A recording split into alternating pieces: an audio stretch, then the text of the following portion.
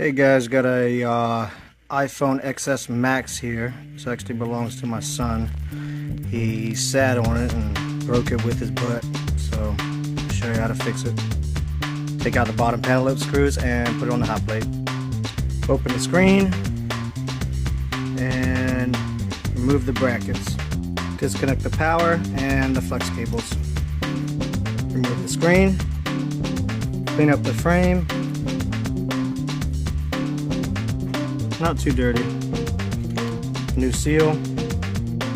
Transfer the proximity sensor earpiece speaker from the old screen to the new screen. Reprogram the screen. Reinstall the screen and the brackets. Close it up. And we're done. Like and follow.